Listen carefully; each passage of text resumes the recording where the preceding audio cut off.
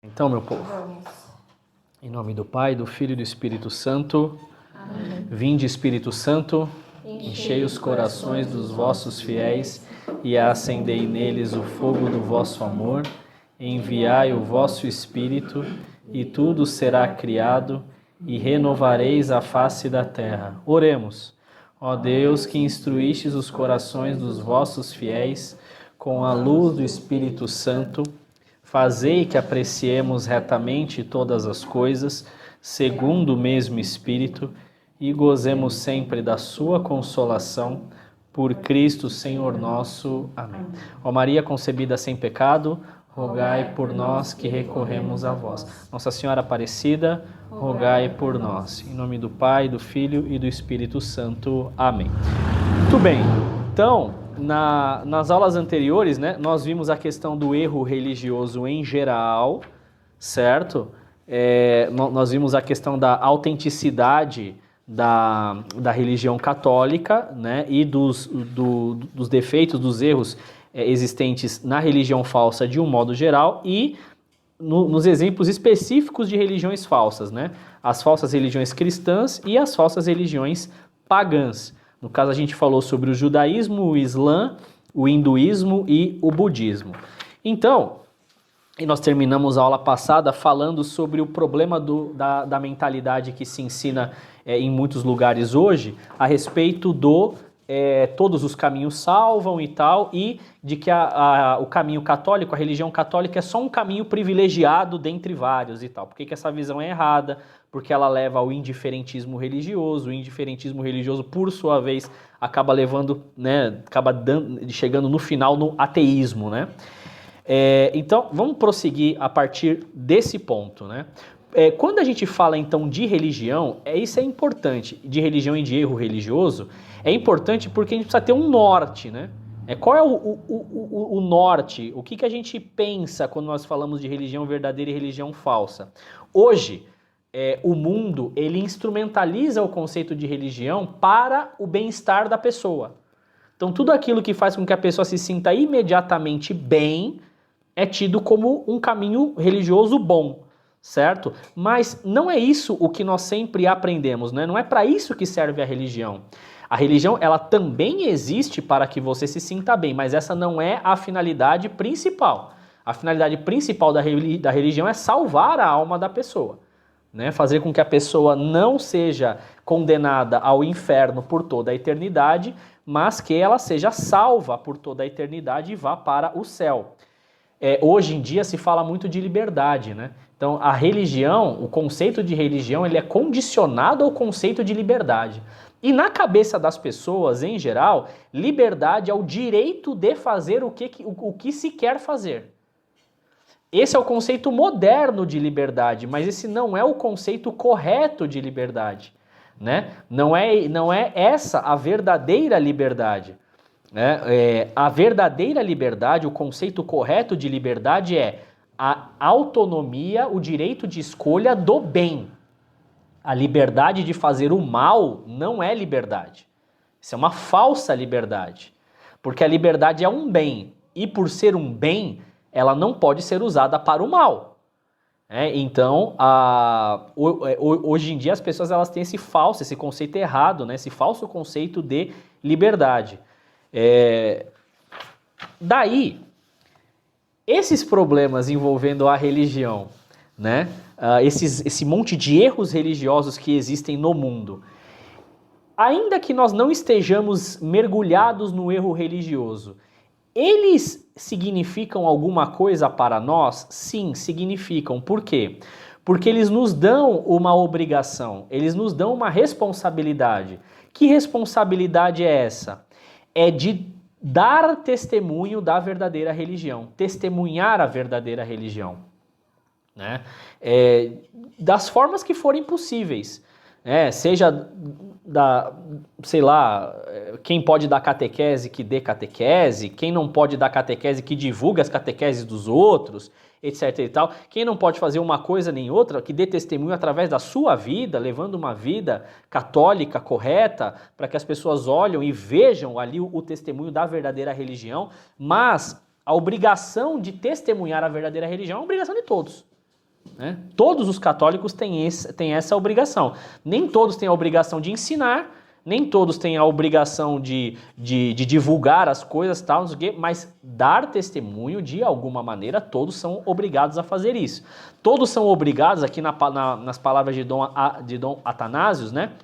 A obrigação de tornar a revelação conhecida até os confins da terra, né? Ajudar a atrair as outras pessoas à verdadeira religião. E isso implica uma outra responsabilidade, que é a de não espantar as pessoas da verdadeira religião, né? E isso é um problema muito sério hoje, em todos os meios.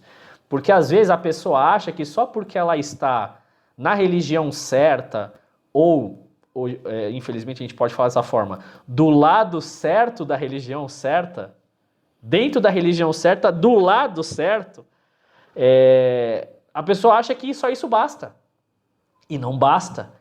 Porque muitas vezes ela pode estar do lado certo de tudo e ainda assim ser um vetor de ser um espantalho da verdadeira religião. Ou seja, ela ser uma imagem que as pessoas olham e se afastam da verdadeira religião. É o que se chama de pedra de tropeço. Então todos nós temos a obrigação de não sermos. É uma obrigação negativa, uma obrigação de abstenção. É uma obrigação de não fazer, de não ser pedra de tropeço, não atrapalhar a conversão dos outros, né? Numa outra aula a gente aprofunda essa questão.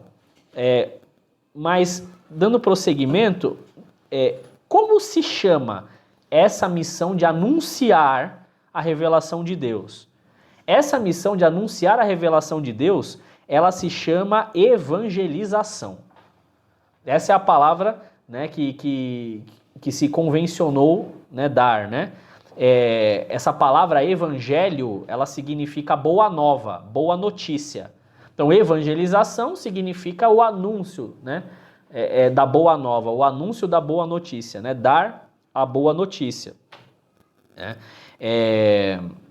Foi a palavra que os anjos, na noite que Jesus nasceu, eles falaram para os pastores, né? O anjo, no caso, né? Eu vos dou a grande notícia. Eu vos anuncio o evangelho. Eu vos dou a grande notícia, a boa notícia. Nasceu hoje entre vós e para vós, né, o Cristo Salvador em Belém da Judéia. Então, evangelização significa isso, dar a boa notícia, levar o evangelho, anunciar o evangelho, tornar conhecida a revelação de Deus para que todas as pessoas se tornem católicas, né? Não existe outro objetivo que não é esse. Daí vem uma outra palavra junto com essa, que é sobre ela que nós vamos nos demorar na aula de hoje, né? Que é a palavra proselitismo. É uma palavra que já foi muito usada no passado de maneira positiva. Hoje é uma palavra que está meio criminalizada dentro da igreja. Mas o que é que nós vamos ver, né? Principalmente o Papa Francisco condenou muito, né, a ação do proselitismo. Daí a gente fica numa disputa de palavras, né? O Papa Francisco condena o proselitismo porque ele condena a evangelização, mas ele tem escritos defendendo a evangelização, aí fica uma coisa confusa. Quando a gente vai e coloca a bola no chão e vamos pensar a respeito do assunto, o que a gente vê? É que existe um proselitismo bom e existe um proselitismo ruim. E hoje nós vamos falar sobre esses dois, né? Então, falando friamente, o que é o proselitismo? O proselitismo é a atividade, né, de tentar viabilizar ou executar a conversão de outra pessoa. Proselitismo é isso, friamente falando, né? Tornar alguém seu discípulo, seu prosélito, seu seguidor. Eu digo meu, tal, não sei o quê, mas, assim, por exemplo, assim, Paulo fazia prosélitos, o apóstolo, né? São Paulo fazia prosélitos dele. E por serem prosélitos dele, eram prosélitos da igreja. Por serem seguidores dele, tornavam-se seguidores da igreja, porque ele não tinha uma doutrina própria, ele tinha uma doutrina da igreja, certo? Mas existe também um proselitismo ruim. Existe uma forma ruim de buscar a conversão das outras pessoas. Nós vamos falar sobre os dois, né? Primeiramente, né, os exemplos práticos, né? O que é o proselitismo ruim? O que é que não se pode fazer em nome da conversão das outras pessoas? Aqui eu selecionei... Quantos exemplos? 9. 9 exemplos de proselitismo ruim. Primeiro, a chantagem emocional. A chantagem emocional, mesmo que ela vise converter a pessoa à Santa Igreja, ela sempre é errada e sempre é ruim. Ela não é um método aceitável de proselitismo, de evangelização, tá? Então, por exemplo, né, aquela fala assim: se você não se tornar católico, se você não vier para a igreja, você vai destruir a sua família e você vai perder a sua salvação eterna. Ainda que isso seja verdade, no caso concreto, ainda que isso seja verdade, não é aceitável que a pessoa se converta por medo. Tá? Você usa o medo e os afetos que a pessoa tem como forma de cabresto, de controle das ações dela. Isso não é aceitável. Jesus Cristo lá, tudo isso que nós vamos falar do proselitismo ruim, ele se relaciona com aquilo que Cristo disse para a samaritana no poço de Jacó, lá no capítulo 4 do Evangelho de São João, versículo 23. Vamos ver aqui, que foi que Jesus Cristo falou para a samaritana, né? Ele disse o seguinte, João 4, 23.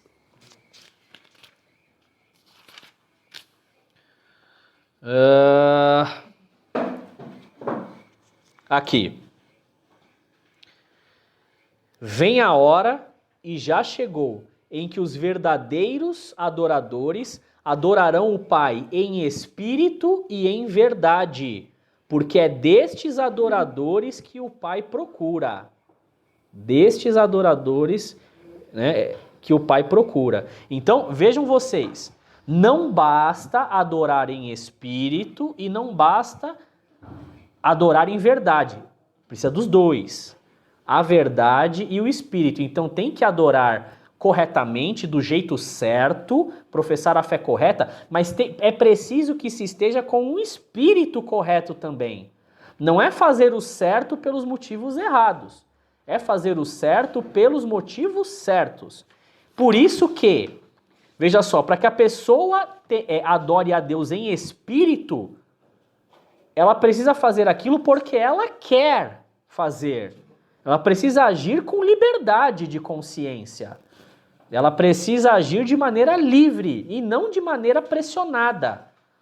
Por isso que a chantagem emocional, ela nunca é um método aceitável de proselitismo, nunca é um método aceitável de evangelização. Você usa o medo e o afeto das pessoas para controlar a pessoa, né? Você instrumentaliza a figura de Deus para controlar as ações da pessoa. Se você tem a conversão dela, você tem uma adesão, uma falsa conversão, uma adesão por medo, por pânico, e não porque a pessoa realmente quer fazer isso. Né? Então isso não é conversão, isso é prisão. Então não é assim que faz, esse é o primeiro ponto, né? A conversão por chantagem emocional. A segunda forma de proselitismo ruim, conversão por pressão social. Tá? Se você não se converter, você não vai mais poder conviver com a gente, você não vai mais poder ter a nossa amizade, você não vai mais poder ter rede de apoio, nada disso. Só vai ter isso se você se converter, se você vier. Se você não vier, ninguém mais vai querer saber de você. Tá? É a pressão social. Ou seja, você produz para a pessoa artificialmente um custo social pela escolha dela de se converter ou não se converter, tá? Você coage a pessoa de maneira indireta. Na primeira você coage de maneira direta. Na segunda você coage de maneira indireta.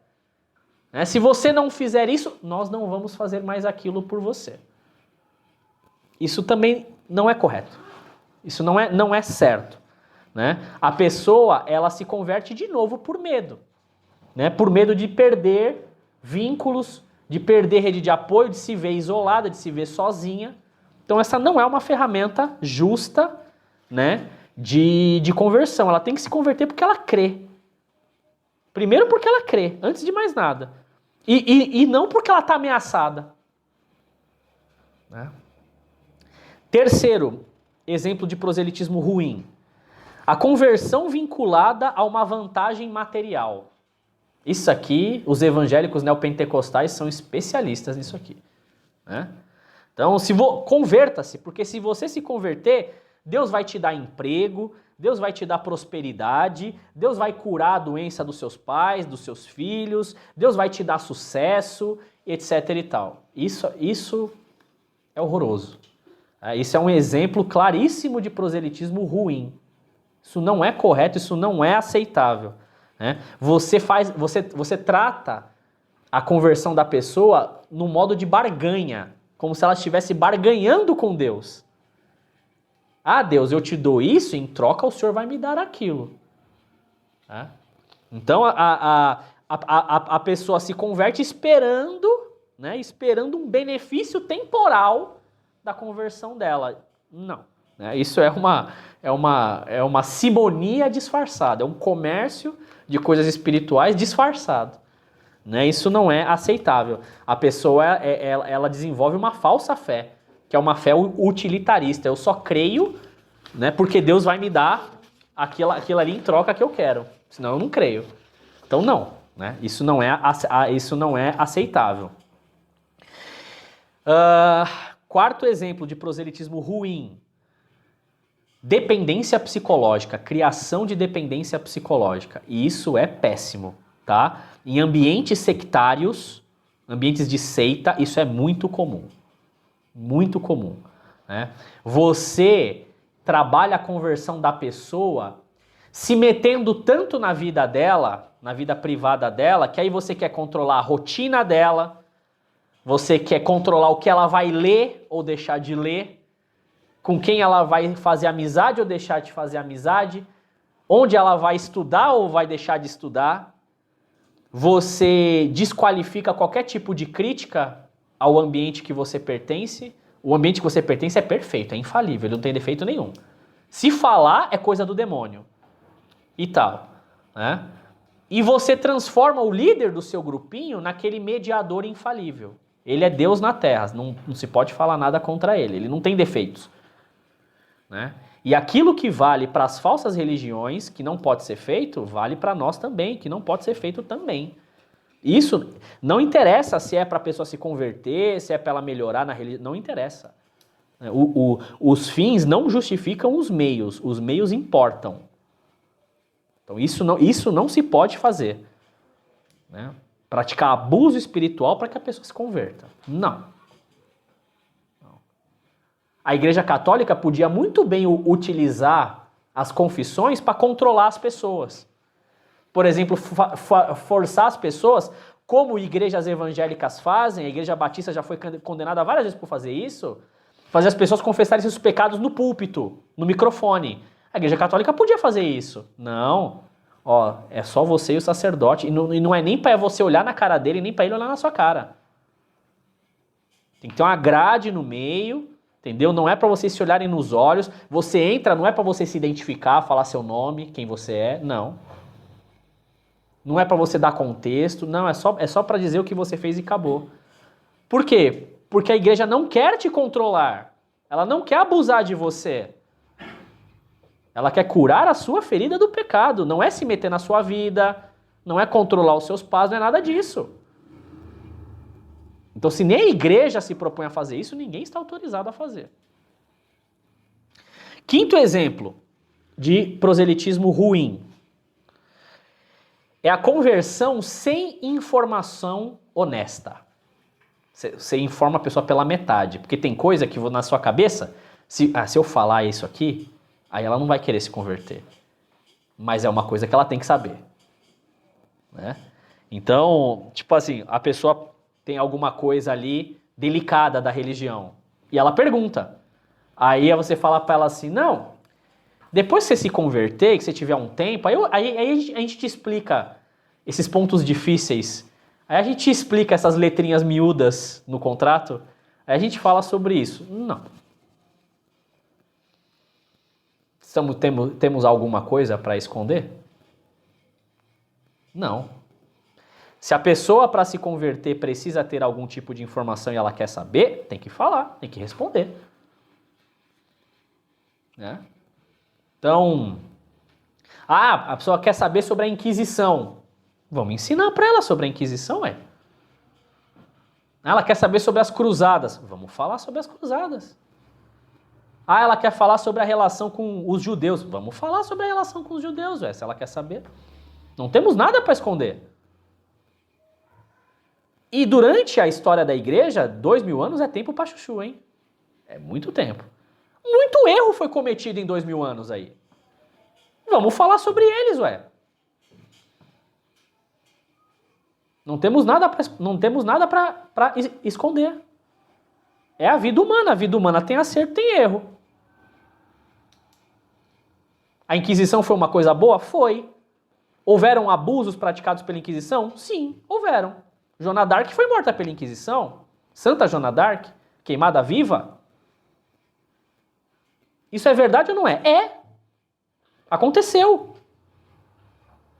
Nós vamos deixar de falar sobre isso para não espantar as pessoas? Não. O problema não era a Inquisição. O problema foi a forma como ela foi utilizada naquele momento, naquele caso. As cruzadas foram uma coisa boa? Depende. Qual cruzada? Das grandes cruzadas foram 8. A primeira foi santa. Santíssima. As outras foram Deus nos acuda. Uma pior que a outra. Era gente que entrava na cruzada porque queria assumir o controle de determinado território. E aí fazia negócio com a outra autoridade, que não sei o quê. Mas era uma esculhambação. Não à toa, só a primeira deu certo. Todas as outras deram errado. Deus não é como se Deus não tivesse abençoado nenhuma outra cruzada além da primeira.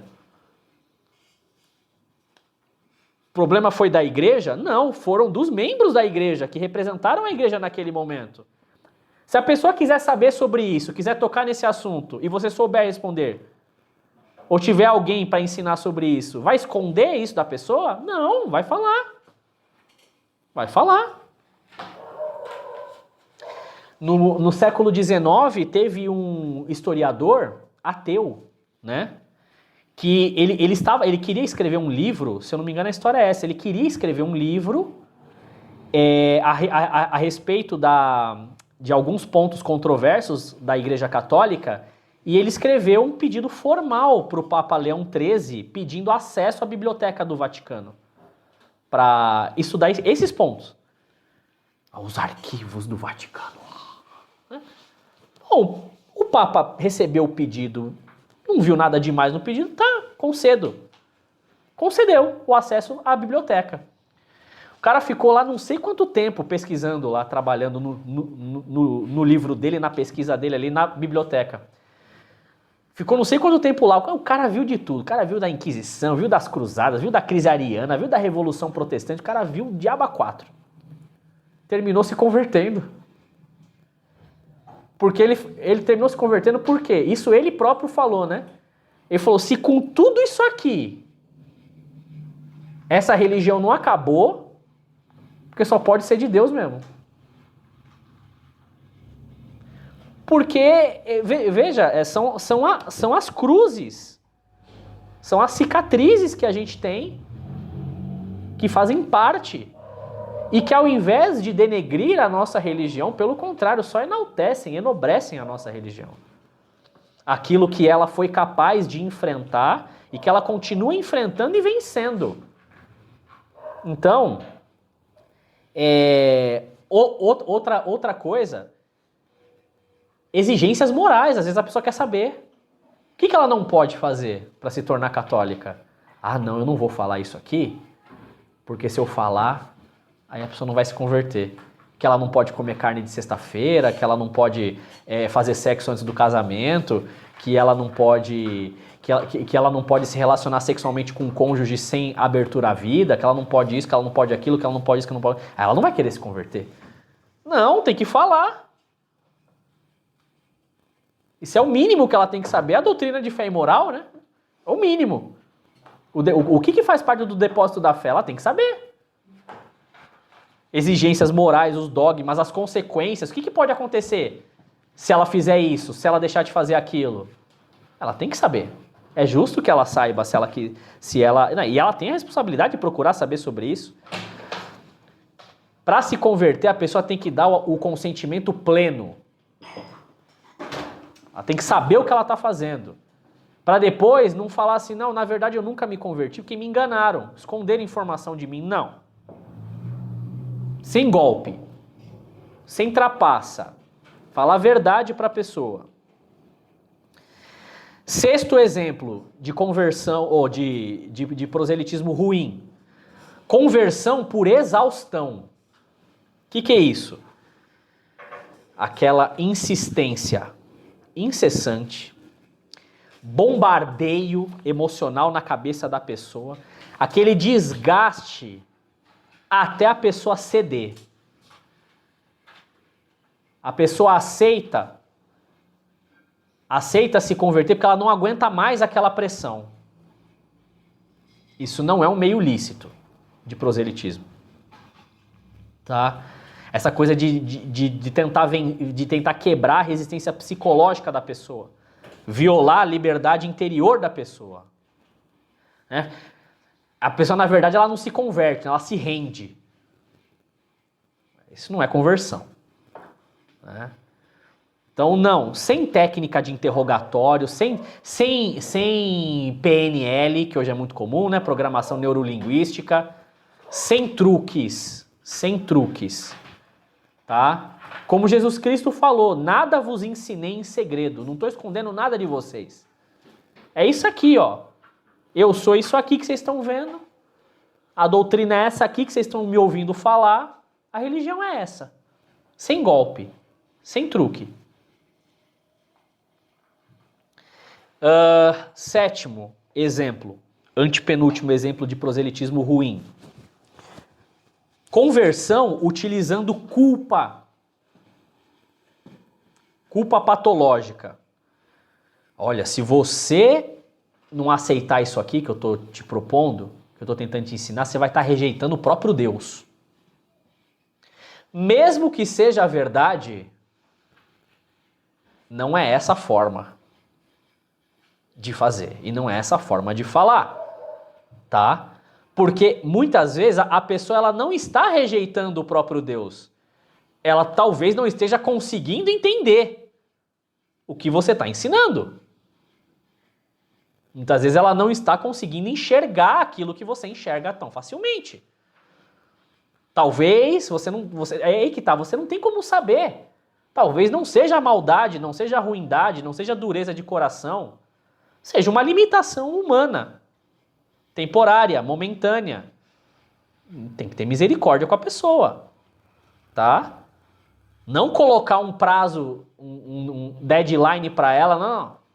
Ou se você não se converter em X tempo, você vai estar rejeitando o próprio Deus, porque agora você já não é mais inocente, você não é mais ignorante. Não. Tá? Isso não é correto. Você ficar imputando culpa na pessoa, fazendo a pessoa se sentir culpada por não ter se convertido ainda. Não. Tá? Por quê? Porque você não vai produzir uma conversão, você vai produzir uma adesão por escrúpulo. Produz escrúpulo na pessoa para você aproveitar esse escrúpulo para ela se converter. Não, isso não é lícito, não é correto. Penúltimo exemplo. Conversão com falsificação doutrinária. Por exemplo, olha, no fundo, a sua fé e a minha, a sua fé da falsa religião que você professa e a minha, na verdade, é a mesma coisa. Só muda o jeito de enxergar e tal, para fazer a pessoa sentir simpatia pela sua religião e aderir. Não. Não é a mesma coisa, não é a mesma fé, nem no fundo, nem na frente. Não é a mesma coisa, não muda só o nome, tá? Você está relativizando a verdade para enganar a pessoa. Você tá tentando trapacear a pessoa para ela aceitar a sua crença, aceitar a sua fé, É uma mentirinha estratégica, né? E no final ela vai aderir a um espantalho, uma miragem. Porque quando ela se converter e começar a praticar a religião de verdade, ela vai ver, nossa, mentiram pra mim, não é a mesma coisa. Na verdade, o que eu fazia antes é condenado. Mas por que condenado? Por que essa é melhor e a outra é pior e tal, não sei o quê? Enfim, uma adesão defeituosa. Tá? Isso não é justo. Último exemplo de proselitismo ruim. Conversão sem o respeito ao tempo interior da pessoa. Cada pessoa tem o seu tempo de conversão. Alguns levam mais tempo, outros levam menos tempo. Não dá pra gente saber qual é o tempo de cada pessoa. Não tem como saber. Por isso que você só pode respeitar o tempo da pessoa. Porque você não sabe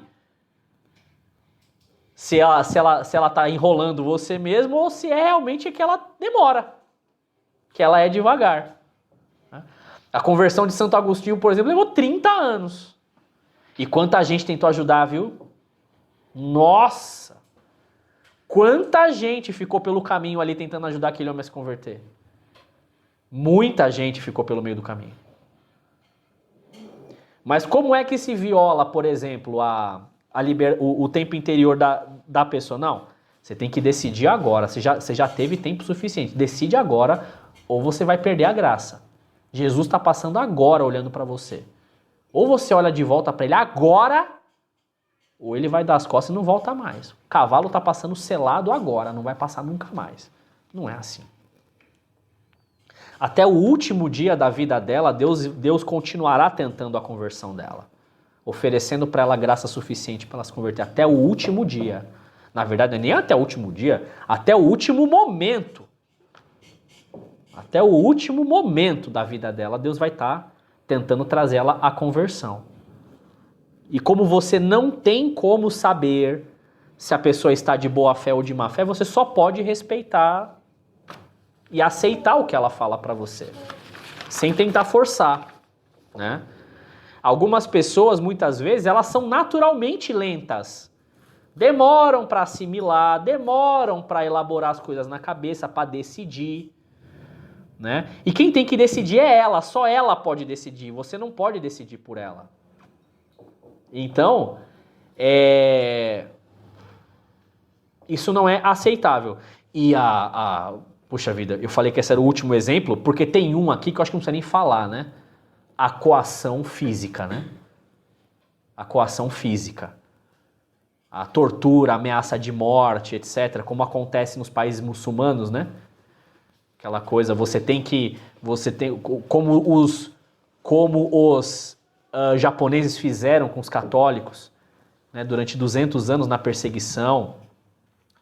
Não, ou você faz esse ato aqui rejeitando a sua religião, ou você faz essa abjuração à sua religião, ou nós vamos matar você, vamos torturar você, vamos matar sua família, que não sei o quê. E o contrário, agora no caso dos muçulmanos, né? Ou você faz esses dois votos aqui, o voto aceitando Alá como o único Deus e Maomé como seu profeta, ou nós vamos meter uma bala na sua cabeça, ou meter uma bala na cabeça da sua mulher, dos seus filhos, pelo amor de Deus, né? Aí isso acho que não precisa nem falar, né? Mas enfim, o proselitismo ruim, resumindo, é aquele que força, é aquele que manipula, é aquele que engana, é aquele que tenta comprar a consciência da pessoa, aquele que ameaça a pessoa, isola, coloca medo nela, esgota, infantiliza. Tudo isso não é aceitável. Tá? Ainda que o fim seja, a intenção seja supostamente boa, mas o meio não salva o fim. Agora, exemplos de proselitismo bom. O que é que pode ser feito? E muitas vezes até deve ser feito para converter uma pessoa, trazê-la para a verdadeira religião.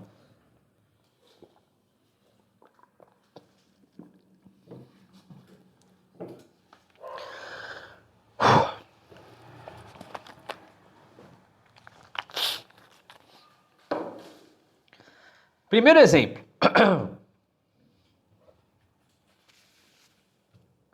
Primeiro exemplo. Convite claro, sem pressão. Tá? Olha, eu creio firmemente que esta é a verdade. Se você quiser conhecer, estou à sua disposição para te ensinar.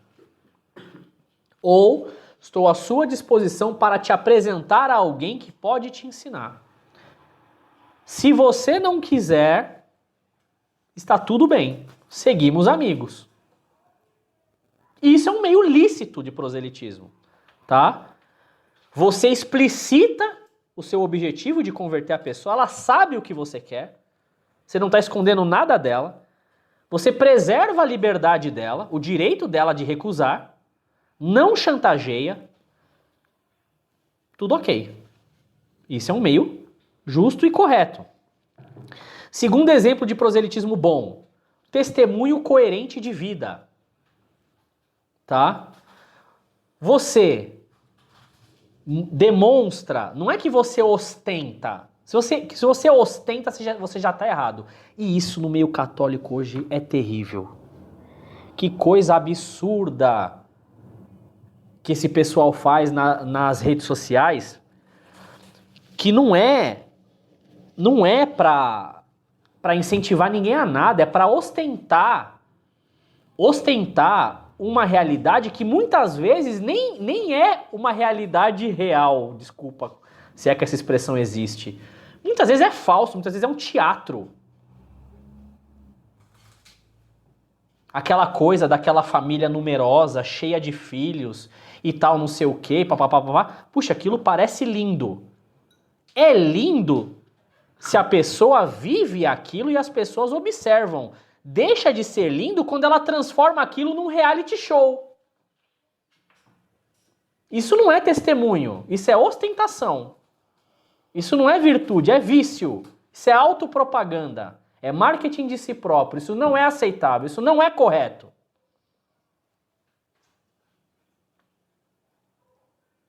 Muitas vezes você não sabe nem como é o dia a dia daquela pessoa. Você não sabe nem se realmente é aquela youtuber que cuida dos próprios filhos. Ou se ela só aparece perto dos filhos na frente da câmera.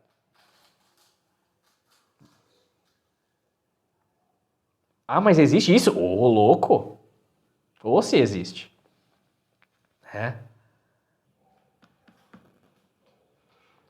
Então, testemunho mesmo de verdade, os principais não estão na rede social. Estão dentro das paróquias e dentro das capelas. De gente que está ocupada demais vivendo a vida e cumprindo os deveres de Estado, e por causa disso elas não têm tempo de se maquiar para aparecer na frente de uma câmera para mostrar como a vida dela é boa.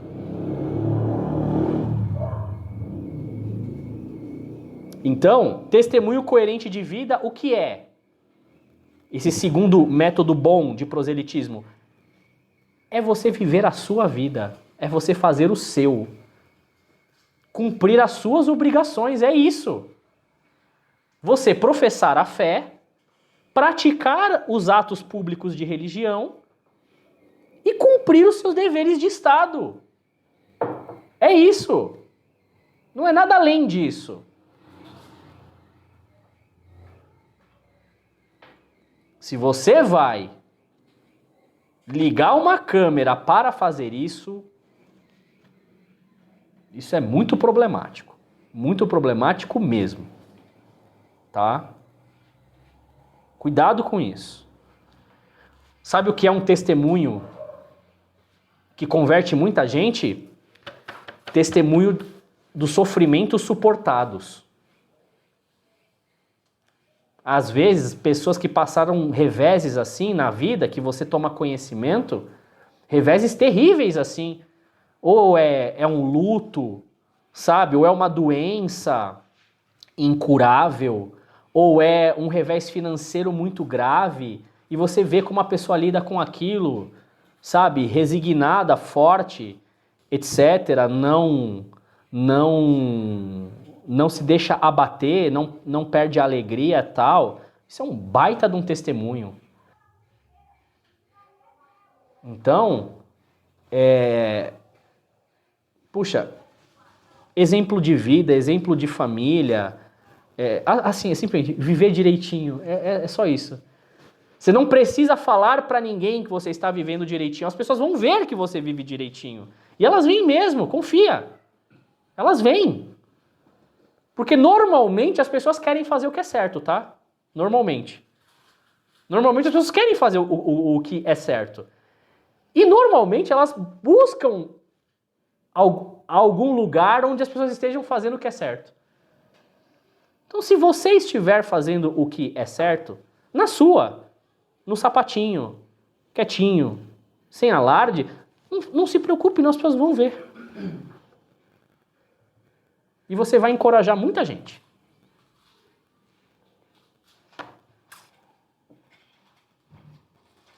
Isso aqui era importante, né? Bom, olha eu citando o Papa Francisco, mas ele estava correto, né? O bom proselitismo, né? A evangelização por atração. Acontece, e acontece muito. Tá? Por atração. Você vê a pessoa tem uma espiritualidade tão forte que transborda dela. Ela não percebe que transborda, mas quem está em volta percebe. É bom estar perto daquela pessoa. Puxa, eu gosto de estar perto daquela pessoa. Que ela tem uma gravidade espiritual, eu gosto. Me sinto bem quando eu estou perto dela. Gosto de ver ela na missa, gosto de ver ela rezar, gosto de ver ela praticar religião. Puxa, eu me sinto bem perto dessa pessoa. Isso acontece muito. Né? Terceiro exemplo de proselitismo bom.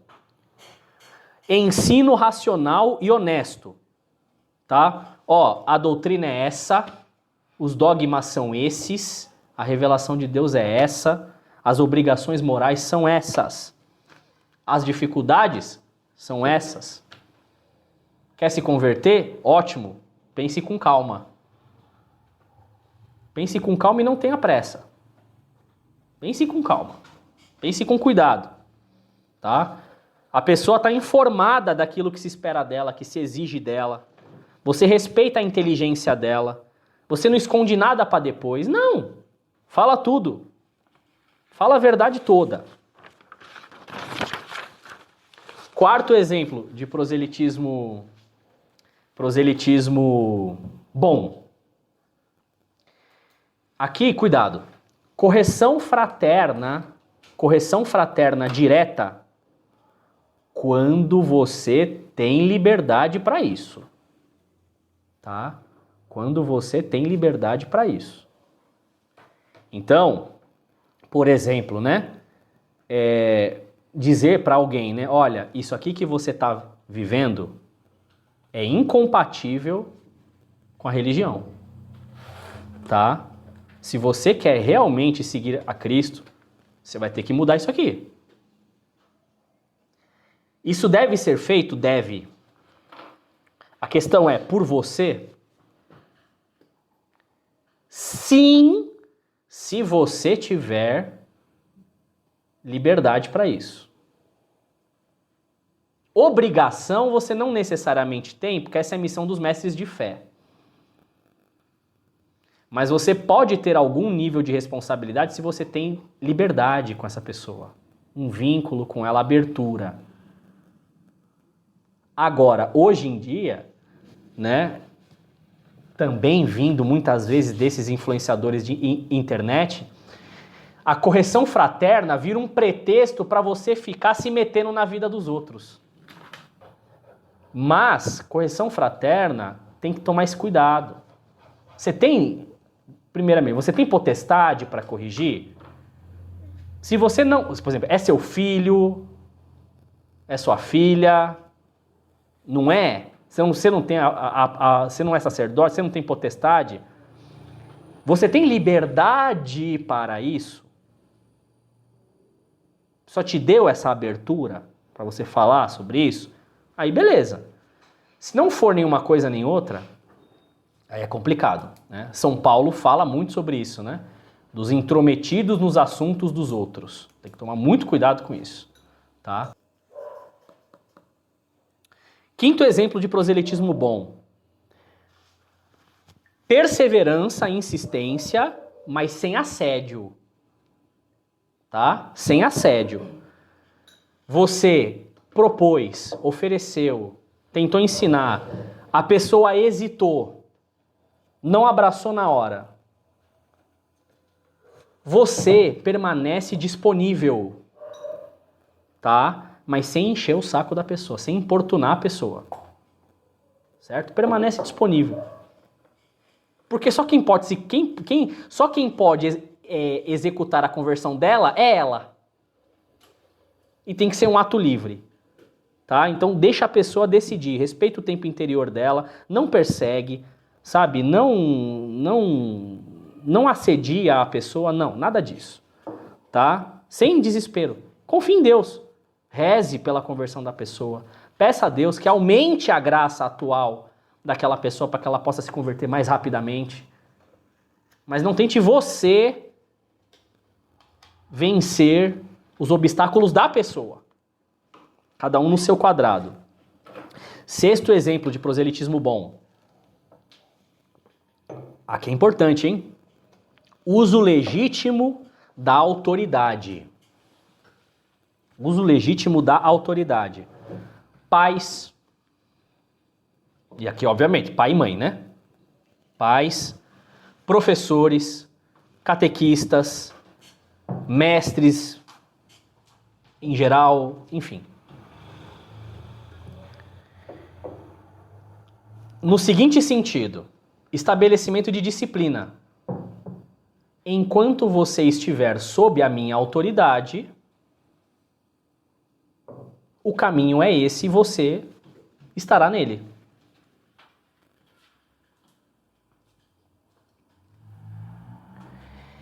Não significa que você vai pegar a pessoa pelo braço e forçá-la a se ajoelhar, por exemplo, ou que você vai forçá-la a praticar certos atos interiores da religião, como, por exemplo, participar de certos sacramentos.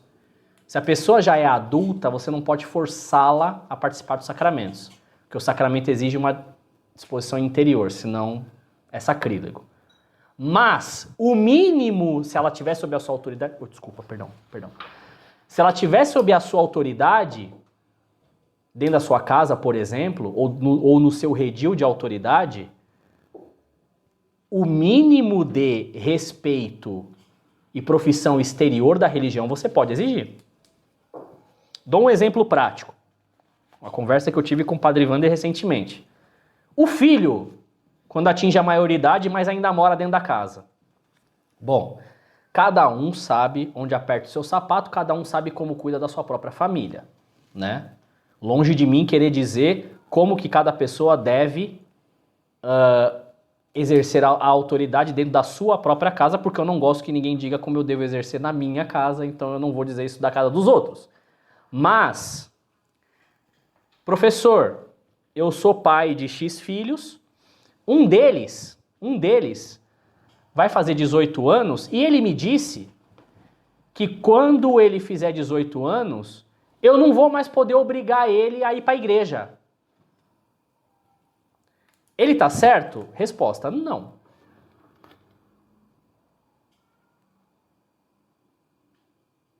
Se você quiser permitir que ele não vá mais à igreja, você pode. Mas se você quiser impor, enquanto você estiver dentro da minha casa, você vai à igreja sim, com a sua família. Você pode. É legítimo. O que você não pode fazer quando ele já é adulto e já é responsável por si? Você não pode obrigá-lo, por exemplo, a se confessar. Porque a confissão tem que partir pelo menos da atrição, né? Pelo menos da contrição imperfeita. Mas tem que ser um ato de vontade, a confissão. Você não pode obrigar a comungar. Agora, ir ao local de culto você pode. É legítimo. E no local de culto? Ele pode, por exemplo, escolher, não vou mais me ajoelhar. Não. O mínimo de respeito aqui você vai demonstrar. Você não precisa comungar, você não precisa confessar, mas a hora que as pessoas aqui se levantarem, você vai levantar. A hora que as pessoas ajoelharem, você vai ajoelhar. Ainda mais quando Jesus estiver exposto. No momento da consagração, por exemplo. A hora que for para sentar, você vai sentar. Você não vai tumultuar o ambiente, não. Porque a liberdade da pessoa termina quando começa a liberdade dos outros, né? E a liberdade vem com responsabilidade. Então, se a pessoa não assume a responsabilidade por si própria, ela não pode dar conta de certas liberdades. Por exemplo, se essa pessoa vai num tribunal e o juiz entrar e todo mundo tiver que se levantar, ela pode escolher não se levantar? Não, não pode. Aquilo é uma liturgia que pertence ao momento que ela é obrigada a aceitar, porque ela está no ambiente para isso. Da mesma forma, um filho adulto. Quer saber? Quer me obrigar, então, a ir para a igreja? Eu até vou para a igreja, mas não me ajoelho, não. Você vai sim. Você vai. Você não vai tumultuar o culto. A hora que o pessoal ficar de pé, você vai ficar de pé. A hora que for de ajoelhar, você vai ajoelhar. A hora que for de sentar, você vai sentar. Pelo menos isso. E é importante ter esse limite, né? Isso não autoriza você forçar a pessoa a receber nenhum sacramento. Isso realmente não se pode fazer. Sétimo exemplo, clareza sobre as consequências espirituais. Eu estarei em erro fora dessa religião? Sim, estará. Fale a verdade para a pessoa, fale com educação, com respeito. Fora é errado? É errado. Por esse motivo. Não vai mentir para a pessoa. Mas com respeito, pelo amor de Deus, com educação. Mas fala a verdade toda para ela. Não crie pânico na cabeça da pessoa. Não tente fazer a pessoa se sentir culpada. Né? É informação, ainda mais se ela pergunta, né? Você também não vai chegar na pessoa, né? Vim aqui te falar que... Não. Tô aqui partindo do pressuposto que a pessoa te perguntou. Tá? Por favor. 8. Abertura para objeção e dúvida. Perguntas difíceis. Faz parte. Tá? Acolhe as perguntas. Aquilo que cabe resposta, responde. Né? Se não souber, não sei. Tá? Não sei. Fulano sabe, pergunte a ele, etc. Mas sem medo de falar a verdade para a pessoa. Sem medo. Tá? Não se pode proibir ninguém de perguntar. Isso não é bom. 9, exemplo de proselitismo bom. Aceitação do não. Às vezes a resposta vai ser não. E você não pode punir a pessoa por exercer um direito legítimo de não aderir ao que você está propondo para ela naquele momento. Então, respeite. Tá? Entendo, respeite a sua decisão. Se em algum momento você mudar de ideia, você sabe onde me encontrar. Ponto final. Quem é que vai se responsabilizar pela decisão dela? É ela, não é você. Então, é isso. Sem tentar manipular a pessoa, sem violar a dignidade da pessoa e mais, deixando a porta aberta.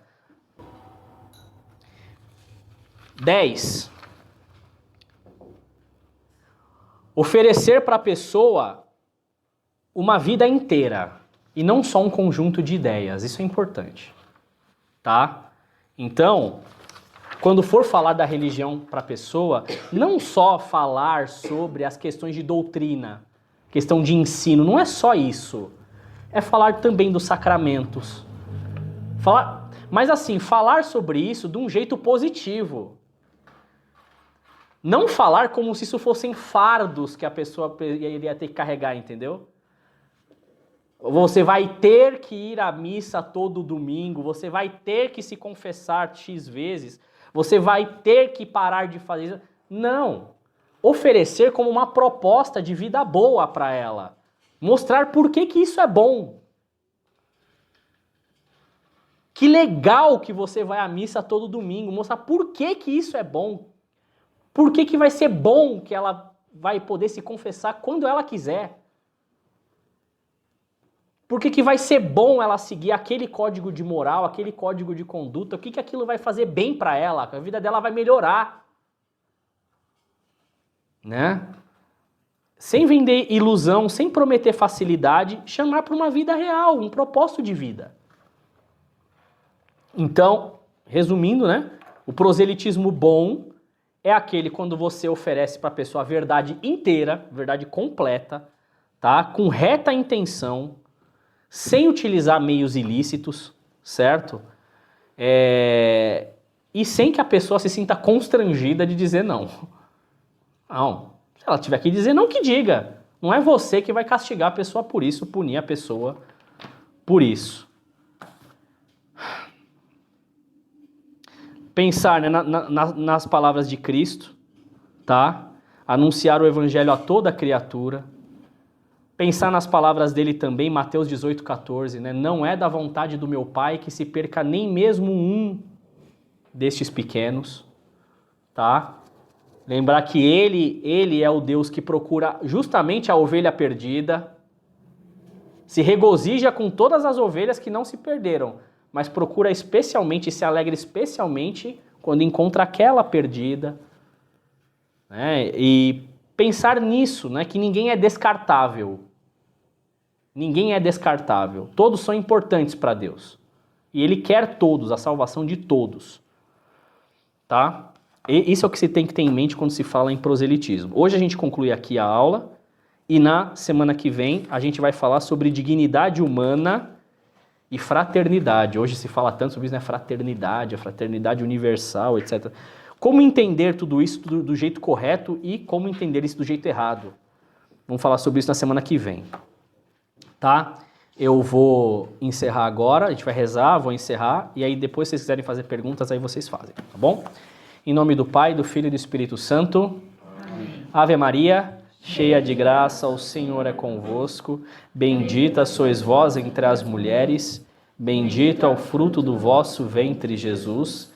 Santa Maria, Mãe de Deus, rogai por nós, pecadores, agora e na hora de nossa morte. Amém. Santo anjo do Senhor, meu zeloso guardador, se a ti me confiou a piedade divina, sempre me rege, me guarde, me governe, me ilumine. Amém. Em nome do Pai, do Filho e do Espírito Santo. Amém.